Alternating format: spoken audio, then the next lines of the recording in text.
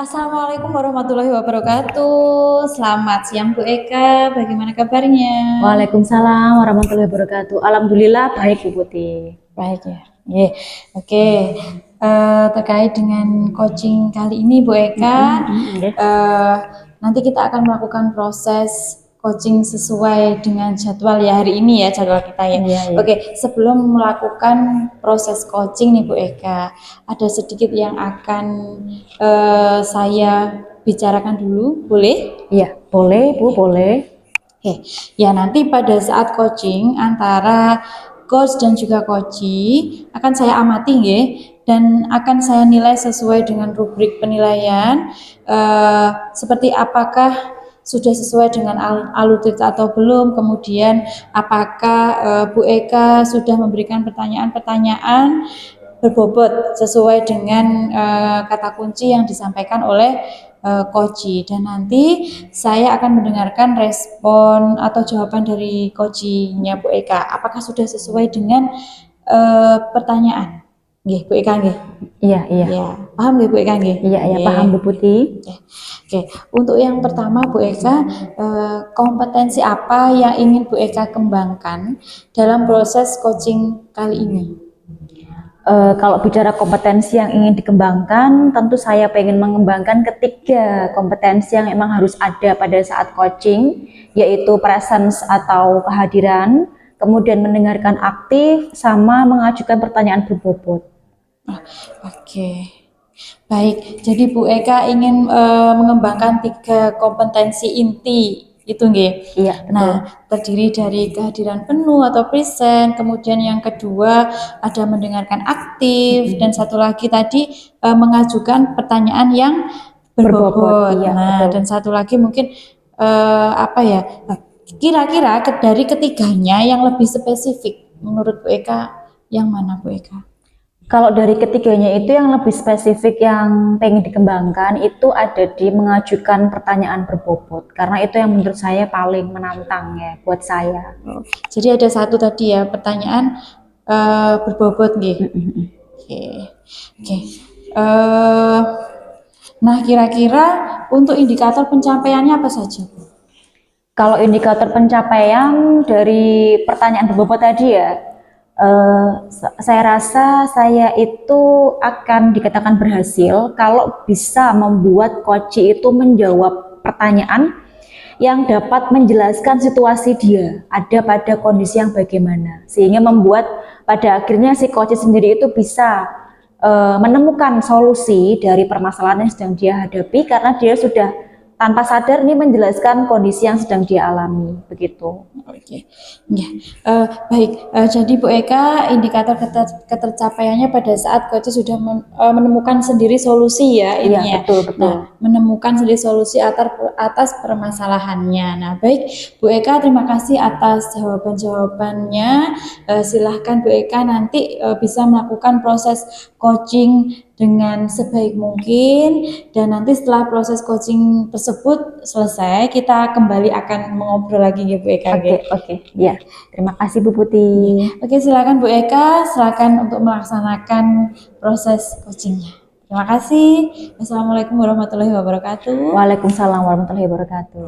Oke, assalamualaikum warahmatullahi wabarakatuh. Waalaikumsalam warahmatullahi wabarakatuh. Selamat siang Pak Dwi. Selamat siang Bu Eka.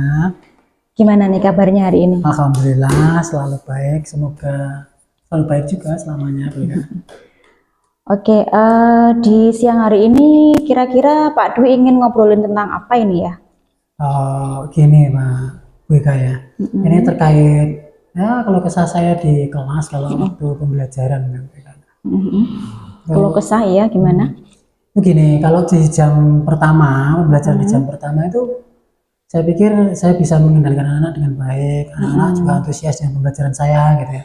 Tapi kalau sudah di jam kedua, itu kan suasana terik matahari itu kan mulai menyengat di atas jam 9 kan sudah mulai menyengat. Jadi iya. anak-anak itu kayak kurang antusias, kurang bersemangat gitu loh kalau untuk diajak pembelajaran di luar kelas, terutama kan pembelajaran PJOK kan di lapangan yang lebih terik. Biasanya anak-anak itu istilahnya mengeluh, panas pak.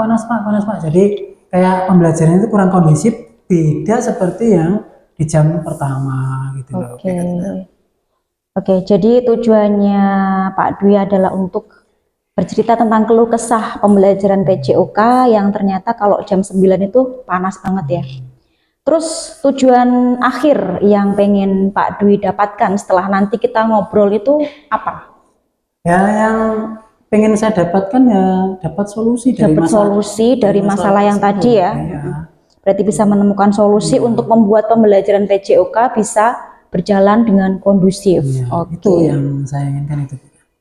Oke, sekarang kita identifikasi dulu nih ya permasalahannya yang Pak Dwi hadapi ini. Sebelumnya saya pengen tahu untuk pembelajaran PJOK ini apakah semuanya praktek atau mungkin ada teori begitu yang di dalam kelas? Kalau untuk teori ada, cuman dari kesekian materi, banyaknya materi di PJOK itu kebanyakan memang 80%-nya 80%-nya di praktek, luar. 20%-nya teori. 20%-nya teori. Gitu. Terus kalau menurut Pak Dwi sendiri, keadaan ideal yang seharusnya pembelajaran PJOK tuh kayak gini loh, itu seperti apa? Kalau untuk pembelajaran PJOK yang ideal itu memang sebaiknya memang di indoor gitu ya, atau Di outdoor ya? di dalam ruangan seperti aula olahraga atau gedung olahraga begitu. Tapi kan saya juga sadar untuk di sekolahan kita itu kan kayaknya belum ada prasarana itu, dan saya juga harus memfasilitasi mampu istilahnya menggunakan prasarana yang ada Yang itu dengan ada begitu. baik, tidak terpaksa lah. Bukan terpaksa, ini memang adanya itu di luar ruangan untuk sementara ini. Jadi anak-anak itu panas gitu Pak. Oh gitu. Nah, berkaitan dengan sarana tadi ya, kan pengennya Pak Dwi itu pembelajaran ada di dalam sebuah ruangan yang tertutup, yang aman atau safety untuk anak-anak. Terus mungkin kalau dari sisi anaknya sendiri nih, murid-murid dikatakan berhasil atau mungkin panjenengan merasa puas kalau murid-murid itu kayak gimana? Ingin saya tuh gini, untuk anak-anak itu antusias. Yang pertama, satu, antusias dengan pembelajaran saya. Yang kedua itu menyadari betul bahwa pembelajaran saya itu ada manfaatnya untuk dia. Oh gitu. Ada dalam masyarakat ataupun dalam dirinya sendiri.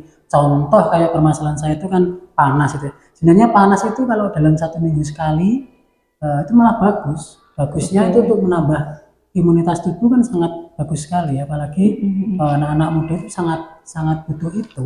Gitu. Oke, jadi pengennya itu anak-anak sadar, punya kesadaran atau motivasi internal bahwa tidak selamanya panas itu merugikan. Tapi ternyata kenyataannya mereka masih kelihatan mengeluh kalau ada di tengah terik matahari seperti itu ya. Oke, nah kalau kondisi ideal tadi yang ada suasana indoor, ada sarana prasarana yang mendukung itu kita katakan 10 ya. Yang mana untuk mencapai itu agak sulit karena mengingat keterbatasan sarana, prasarana dan dana juga. Sekarang kondisinya Pak Dwi yang realistis itu ada di nomor berapa? Kalau kondisi realitasnya sebenarnya sudah 9 Bu. Oh sudah 9. Karena apa? Sebenarnya untuk panas ini bukan tantangan utama. Harusnya kan kita sebagai guru mampu untuk meyakinkan bahwa anak-anak itu bahwa panas juga sangat bermanfaat untuk dirinya. Cuman mungkin itu yang juga yang belum mampu saya lakukan ke anak-anak gitu. Jadi saya ingin menggali itu juga gitu. Jadi kalau menurut Pak Dwi, apa yang kira-kira dibutuhkan untuk anak-anak supaya mereka tuh bisa sadar nih, oh ternyata panas itu penting. Kira-kira gimana cara untuk menjelaskan ke mereka? Gitu. Yang pertama itu mungkin motivasi dari anak-anak juga. Nah, cara untuk memotivasinya itu juga ada beberapa hal gitu ya. Yang pertama bisa saya pakai modifikasi alat, atau saya metode-metode yang saya rubah. Terus kemudian anak-anak itu bisa tertarik sehingga mereka itu mampu untuk istilahnya membangun kesadaran dari dalam diri sendiri bahwa pembelajaran PJOK, pembelajaran yang terkait gerak, terkait ada terik matahari itu sangat penting untuk dirinya selain daripada teknik yang dia pelajari dalam praktek itu. Contohnya misalnya bola voli seperti passing, tidak melulu bisa passingnya, tapi mengerti manfaat passing, mengerti manfaat bergerak, itu yang jauh lebih penting untuk anak-anak sebenarnya. Saya inginkan anak-anak sadar betul terhadap hal itu gitu. Oke. Jadi saya garis bawahi di sini sebenarnya Pak Dwi sudah punya rencana untuk kedepannya, mulai dari memodifikasi alat olahraga lebih simpel, kemudian juga menjelaskan ke anak tentang kesadaran diri mereka bahwa olahraga itu tidak melulu mengenai tekniknya, tapi yang penting adalah kesadaran akan kesehatan itu sendiri. Ya. Nah, dari beberapa alternatif penyelesaian atau aksi rencana aksi ini yang kira-kira bisa diterapkan dalam waktu dekat, mungkin bulan ini atau mungkin minggu-minggu ini gitu, yang mana nih kira-kira? Dari beberapa alternatif itu ya sebenarnya memodifikasi alat itu malah sangat bisa diterapkan, karena alat itu kan apa yang ada di sekolah kita gunakan aja apa yang ada di sekolahnya. Contoh seperti pembelajaran bola voli, kalau pakai bola voli sebenarnya itu kan sudah biasa. Kita pakai balon atau pakai bola yang untuk senam itu kan nanti kalau dipasang apa kan tidak beraturan. Itu kan yang membuat anak-anak itu bisa berlari ke sana ke sini mengejar balon itu, mengejar bola senam itu. Jadi mungkin itu ya akan lebih mengaktifkan gerak siswa kita gitu. Oke, jadi dalam waktu dekat minggu-minggu ini gitu bisa ya untuk melakukan rencana modifikasi alat Bisa, untuk anak-anak bisa. ini ya? Saya pikir bisa, Bu. Oke, kira-kira butuh bantuan atau mungkin butuh dukungan dari pihak sekolah untuk rencana ini? Kalau bantuan yang jelas pertama adalah bantuan dari BK sendiri, selaku teman istilahnya teman komunikasi, teman sharing saya. Terus yang kedua ya bantuan dari teman sejawat saya Pak Roni, itu yang selaku sama-sama guru PJOK di SMA Sama-sama kita. guru PJOK ya. Jadi kita bisa sharing terkait alat modifikasi, videonya juga kelihatannya bikin alat-alat modifikasi Oh gitu ya. dari pembelajaran yang lain gitu. Jadi ya bisa kerjasama dengan Pak Roni juga. Iya, ini menarik sekali ya. Saya jadi tertarik pengen tahu nanti bentuknya modifikasi alatnya kayak apa. Nanti siapa tahu bisa diterapkan untuk pembelajaran-pembelajaran di apa namanya sekolah-sekolah lain, atau mungkin kalau panjenengan tidak keberatan bisa berbagi nanti hasilnya ke sesi-sesi seperti rapat dinas atau sebagainya seperti itu ya Pak Dwi ya. Siap Bu Katina. Oke, sekarang kita sudah sampai di bagian penutup. Jadi panjenengan sudah berhasil menemukan rencana aksi, terus juga sudah ada komitmennya untuk di minggu depan ada rencana untuk dengan teman sejawat mulai memodifikasi alat untuk keperluan pembelajaran olahraga ini tadi. Nah, sebagai penutup ini saya pengen bertanya, apa yang sudah Pak Dwi dapatkan dari sesi kita ngobrol santai ini tadi? Yang pertama yang saya dapatkan adalah seperti perasaan, kalau istilahnya itu perasaan plong atau perasaan lebih apa namanya, lebih semangat lagi gitu loh. Soalnya seperti permasalahan saya hadapi itu mungkin aja solusinya sudah saya temukan, tinggal prakteknya saja yang belum saya lakukan. Juga nanti apakah setelah saya implementasikan ke pembelajaran saya apakah berhasil atau belum berhasil, itu nanti kan itu yang masih jadi pertanyaan saya gitu. Oke, ya. Oke, luar biasa Pak Dwi ini ya, penuh dengan inovasi dan tidak pernah menyerah dengan keadaan keterbatasan prasarana-prasarana. Oke, terima kasih atas waktunya. Semoga mencapai apa yang tadi direncanakan Pak Dwi ya. Ya, siap Bu Katina. Saya akhiri. Thank you so much. Wassalamualaikum warahmatullahi wabarakatuh. Waalaikumsalam warahmatullahi wabarakatuh. Bagaimana Bu Eka tadi? Selamat dulu, saya selamat dulu GG. Oke, alhamdulillah Bu Eka Tina tadi setelah saya perhatikan proses coachingnya berjalan dengan sangat lancar. Terima kasih Bu Putih. Nah, tadi saat sebelum melakukan coaching sempat saya menanyakan tentang indikator pencapaian juga, nggih. Nah, dari indikator pencapaian yang diinginkan, Bu Eka tadi sebelum melakukan coaching, apa saja sih yang sudah dilakukan Bu Eka terkait tentang indikator tersebut tadi? Kalau dari selama coaching itu tadi memang saya sudah berusaha untuk mengikuti alur Tirta, jadi saya ajak ngobrolin apa nih tujuannya kan di situ. Terus identifikasi masalah, ternyata beliaunya itu ada masalah di kurangnya sarana prasarana sama kesadaran anak-anak terhadap kesehatan. Terus kemudian rencana aksinya muncul untuk modifikasi alat, kemudian komitmennya, tanggung jawabnya muncul untuk di minggu depan bisa eksekusi. Jadi saya rasa sudah sesuai dengan alur Tirta, gitu Bu Putih. Oke ya. Apa yang membuat Bu Eka itu menilai sedemikian rupa? Karena saya sudah menggunakan alur itu dengan runtut dan sistematis, Bu Putih. Oke. Jadi boleh saya menyampaikan hasil pengamatan saya tadi, Bu Eka? Iya, Boleh iya, kan ya? iya, silakan, Bu Putih. Jadi di sini pengamatan saya mungkin hanya untuk saran ke depannya, atau mungkin ya tidak, di sini tidak ada yang salah dari Bu Eka, nggih. Saya yakin apa yang dilakukan Bu Eka tadi itu semuanya sudah berpihak pada murid juga. Nah, jadi saya di sini menyampaikan berdasarkan hasil coaching tadi, saya sudah sudah sesuai dengan alur Tirta. Nah, di sini saya sempat mencatat. Nah, di sini Bu Eka sudah bertanya tentang tujuan coaching, tujuan akhir menemukan solusinya. Iya. Ya. Kemudian Bu Eka juga sudah mengidentifikasi permasalahan koci, kemudian menanyakan kondisi ideal di sekolahnya terkait fasilitasnya, dan menanyakan harapan serta apa yang dibutuhkan peserta didik koci. Dan coach juga sudah memberikan pertanyaan yang berbobot. Nah, memang untuk tujuan utama coaching sendiri ini menurut Bu Eka apa, Bu Eka? Tujuan utama dari coaching ini adalah agar si coach itu bisa meningkatkan performanya. Karena tadi kan sebagai guru berarti ya sebagai guru di kelas untuk bisa menciptakan kondusivitas dan rasa nyaman dalam mengajar.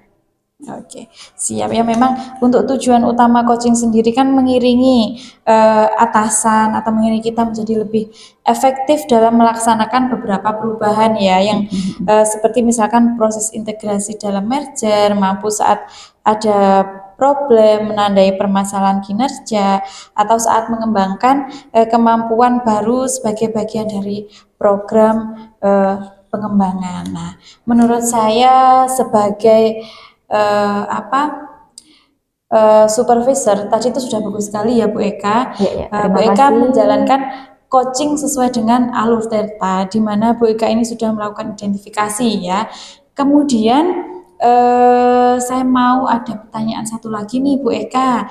Dari yang sudah Ibu Eka lakukan coaching tadi nggih, kompetensi apa lagi yang ingin Ibu Eka kembangkan? Yang ingin saya kembangkan itu adalah ini kompetensi presence atau kehadiran penuh. Dimana kadang-kadang tuh pas ngoci gitu ya, pas ngocing rekan itu ada kayak 1-2 momen tuh yang kayak saya mikirin hal lain, akhirnya fokusnya tuh kayak kurang gitu.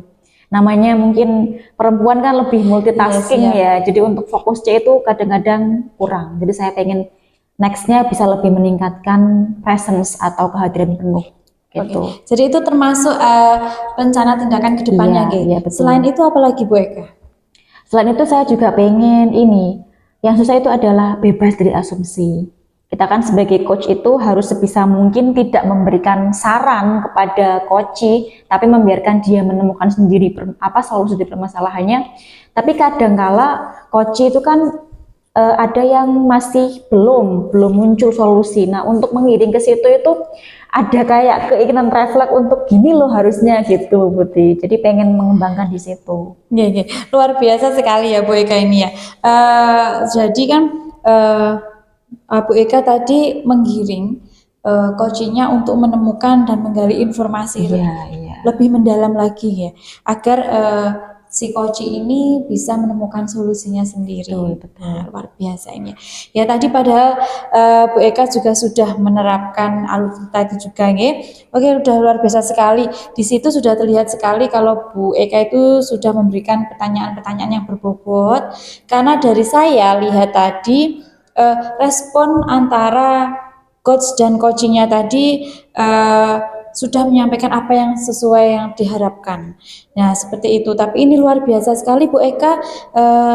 Saya pengen lebih menggali lagi ya. Semoga nanti next ke depannya Bu Eka lebih baik lagi nggih. Iya, amin.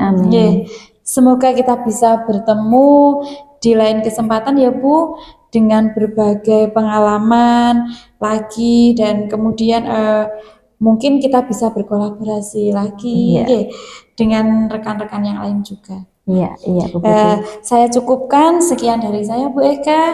Wassalamualaikum warahmatullahi wabarakatuh. Waalaikumsalam warahmatullahi wabarakatuh.